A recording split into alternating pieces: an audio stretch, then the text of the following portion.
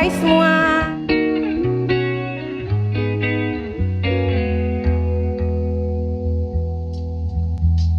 Utamakan sholat. Jangan sampai video ini melalaikan kalian dari sholat. Don't forget to subscribe, like, and share. Jadi topik kita hari ini adalah nikah.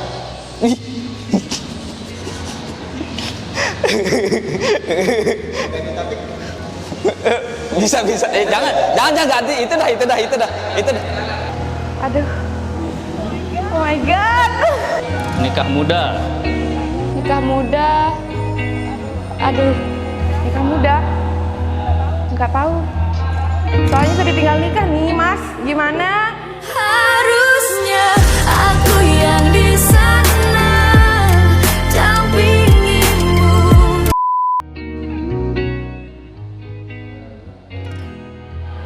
Mau apa nih? Sesuai sunnah Rasul lah. Gitu. Bagus-bagus saja nikah muda. Menikah itu bukan masalah waktu. Menikah itu tentang kesiapan. Tapi kalau belum ya jangan dulu deh.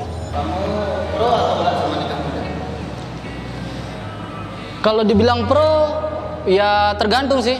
Enggak. Saya pro sama nikah muda. Pro. Tengah-tengah lah, ada pro, kadang-kadang nggak pro. Alasannya kenapa? Ya karena sebenarnya pengen nikah muda. Menurut kamu apa aja yang perlu dipersiapkan? Banyak banget. Yang pastinya mental.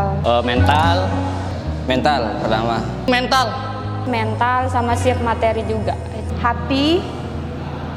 Apa juga ya? Pasangan harus sama. Ya itu yang paling penting, pasangan. Kalau enggak sama siapa dia? Harus saling memahami, itu harus saling mengerti dulu sama pasangan. Yang ketiga, yang pasti restu juga. Kesiapannya harus nerima. Besok nikah gini loh. Udah nggak bisa kayak waktu masih muda atau waktu masih sebelum nikah gitu. Kamu sepakat nggak sih kalau nikah muda itu solusi daripada Cina? Nikah muda solusi daripada zina. Sepakat. Iya, kalau itu iya. Sepakat sekali. Ya, benar. Sepakat. Iya sih kalau itu daripada zina pacaran lama-lama kan semua zina. Jadinya nikah aja sih lebih baik gitu. Assalamualaikum warahmatullahi wabarakatuh. Bismillahirrahmanirrahim. Alhamdulillah wassalatu wassalamu ala Rasulillah Sayyidina Muhammadin ibni Abdillah wa ala alihi wa sahbihi wa man ittaba'a hudah, amma ba'du. Para pemirsa rahimakumullah, akhir-akhir ini terkadang terdengar dalam telinga kita pro dan kontra mengenai pernikahan di usia dini atau nikah muda. Sehingga sebagian dari masyarakat ada yang fobia, bahkan takut untuk memilih menikah dalam usia muda. Sebagian lagi ada yang mendukung dan pro terhadap pernikahan di usia muda. Sebenarnya seperti apa pandangan Islam dalam masalah pernikahan muda ini? Terlebih dahulu sebelum kita masuk ke dalam pembahasan ini, kita melihat apa sebenarnya esensi atau makna daripada suatu pernikahan. Yang jelas, pernikahan ini adalah pertama semata-mata karena ibadah, dan ini merupakan sunnah baginda Rasulullah Sallallahu Alaihi Wasallam. Sebagaimana dalam hadis beliau, Rasulullah SAW sabdakan, "An-nikahu sunnati, wa man lam ya'mal bi sunnati falaysa minni." Nikah itu adalah termasuk dalam sunnahku. Maka barang siapa yang tidak mengamalkan sunnahku, dalam riwayat yang lain, "Wa man raghiba an sunnati." Barang siapa yang benci kepada sunnahku, maka dia tidak termasuk ke dalam golongan umatku. Maka yang pertama, pernikahan itu adalah satu syariat atau satu perkara yang disunnahkan oleh baginda Rasulullah Sallallahu Alaihi Wasallam. Yang kedua, di dalam surah Ar-Rum ayat 21, Allah SWT firmankan, Bismillahirrahmanirrahim, wa min ayatihi an khalaqalakum min anfusikum azwaja litaskunu ilaiha wa ja'ala bainakum mawaddatan warahmah inna fi dzalika laayatin liqaumin yatafakkarun. Dan di antara tanda-tanda kekuasaan Allah Subhanahu wa taala, Dia telah menjadikan bagi kalian pasangan kalian dari jenis kalian sendiri. Allah telah menciptakan bagi kita dari pasangan kita sendiri. Tujuannya untuk apa? Litaskunu ilaiha, supaya engkau merasa tenang, tentram kepada pasanganmu. Wa ja'ala bainakum mawaddatan warahmah, dan Allah akan menjadikan di antara kita rasa cinta dan rasa kasih sayang. Inna fi dzalika laayatil liqaumin yatafakkarun. Sesungguhnya pada yang demikian itu adalah terdapat tanda-tanda bagi orang yang mau berfikir. Maka di antara manfaat menikah ini adalah Allah SWT akan memberikan ketenangan di dalam hati kita, karena secara biologis dan secara psikologi manusia diberikan akal, juga diberikan nafsu. Sehingga untuk meredam nafsu ini, agama telah menghadirkan menikah salah satu sebagai solusinya. Dalam hadis Rasulullah SAW sabdakan, "Idza tazawwajal 'abdu faqad istakmala nisfu dinihi." Jika seorang hamba telah menikah, maka telah sempurna setengah dari agamanya. Falyattaqillaha fi nisfil baqi. Maka hendaklah ia bertakwa pada setengah yang akhirnya. Dalam menjelaskan hadis ini, para ulama telah menjelaskan secara singkat bahwasanya syahwat atau nafsu terbesar manusia itu berasal dari dua hal. Pertama, dari bagian yang berada di antara kedua mulutnya, yaitu lidahnya, dan yang kedua ma baina fakhidaihi, yaitu di antara kedua pahanya. Sehingga Rasulullah sabdakan, man yadman li ma baina lahyaihi wa ma baina fakhidaihi admantu lahul jannah. Barang siapa yang bisa menjamin untukku, dia bisa menjaga bagian di antara dua rahang, yaitu lidahnya, dan menjaga di antara dua pahanya, yaitu kemaluannya, maka aku akan menjamin baginya surga. Maka tentunya dengan menikah, seseorang itu akan terjaga dari fitnah atau dari bahaya yang muncul dari di antara dua pahanya atau dari kemaluannya. Nah, ini sehingga ketika seorang itu menikah, maka setengah agamanya itu sudah sempurna. Tinggal dia menyempurnakan yang setengahnya lagi. Lantas kita kembali ke topik. Bagaimana dengan menikah di usia muda? Sebetulnya di dalam Islam tidak ada satu ukuran yang pasti yang membatasi kapan seseorang itu boleh menikah atau tidak. Tetapi secara umum ketika seseorang itu sudah mencapai usia baligh, yaitu ketika dia sampai dalam tahap menuju satu kedewasaan, kemudian dari segi mental, dari segi fisik, dia sudah memiliki kesiapan, maka dianjurkan untuk segera menikah. Maka dalam hukum menikah tersendiri pun para ulama telah memperincikan. Ada yang di hukum menikah itu wajib jika kondisi seorang itu sudah mampu secara fisik maupun secara finansial, dan ia tidak mampu untuk menjaga dirinya supaya tidak terjerumus ke dalam perbuatan nista. Maka bagi orang tersebut, baginya hukum menikah adalah wajib.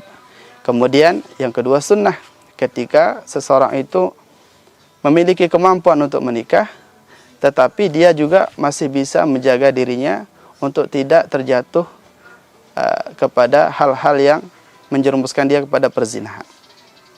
Yang ketiga makruh, ketika dia belum ada kesiapan dan juga dia masih tidak yakin bisa menjaga dirinya daripada perbuatan-perbuatan yang buruk. Yang keempat, haram bagi seorang untuk menikah ketika dia tidak ada kesiapan, tidak ada kemampuan untuk menikah, kemudian dengan menikah akan menyia-nyiakan daripada hak istrinya, sementara dia bisa menjaga dirinya dari perbuatan-perbuatan yang buruk. Nah, terkait usia muda, idealnya usia berapakah seseorang itu bagusnya menikah? Nah, ini relatif, tergantung bagaimana kondisi seseorang. Tapi kalau kita mengambil daripada perjalanannya hidupnya baginda Rasulullah SAW, maka usia ideal ketika beliau sudah menginjak usia 25 tahun. Tentunya ini bukan satu angka yang pasti, boleh lebih sedikit atau boleh lebih, tergantung kondisi seseorang tersebut. Kemudian, apa saja manfaat ketika seseorang itu menikah di usia muda? Yang pertama, ketika dia memulai hidup rumah tangga, dia akan memulai rumah tangganya, menjalani rumah tangganya dengan energi, penuh energi, masih kekuatan jiwa mudanya, sehingga dia memiliki energi yang lebih untuk mendidik anak-anaknya, untuk menjaga anak-anaknya. Kemudian dia juga memiliki kesempatan yang lebih besar untuk memiliki banyak keturunan. Sebaliknya, seandainya dia menikah di usia tua, maka tentunya selisih atau kesenjangan usia dia dengan anaknya nanti akan terbaut sangat jauh, sehingga di dalam mendidik atau tenaga yang dia butuhkan tidak optimal sebagaimana dia menikah di usia muda. Para pendengar rahimakumullah, selanjutnya, apa sih tanggung jawab kita sebagai suami khususnya ketika kita melakukan ijab kabul dengan bapak mertua kita di dalam akad pernikahan? Maka yang pertama, ketika wali kita mengatakan, aku nikahkan engkau dengan si fulanah, dan kita mengatakan, saya terima nikahnya, maka sesungguhnya hakikatnya adalah ketika kita mengatakan qabul di dalam ijab qabul dalam pernikahan, maka maknanya kita mengatakan, wahai ayah, wahai wali, sesungguhnya saya siap untuk menjaga putri bapak atau menjaga calon istri saya dari api neraka. Sebagaimana dalam firman Allah, ya ayyuhalladzina amanu qu anfusakum wa ahlikum nar. Karena sesungguhnya bagi seorang suami, dia memiliki kewajiban untuk menjaga istrinya jangan sampai masuk ke nerakanya Allah Subhanahu wa taala. Yang mana sebelum menikah, seorang anak perempuan menjadi tanggung jawab ayahnya, kemudian setelah adanya ijab qabul, itu menjadi tanggung jawab kita. Sehingga sebagian ulama menafsirkan ayat ini bahwasanya maksud dari ayat ini adalah bagaimanapun solehnya seorang suami, ketika dia memiliki pasangan atau istri yang tidak taat, maka dia akan dituntut di akhirat, karena sesungguhnya itu menjadi tanggung jawab dia.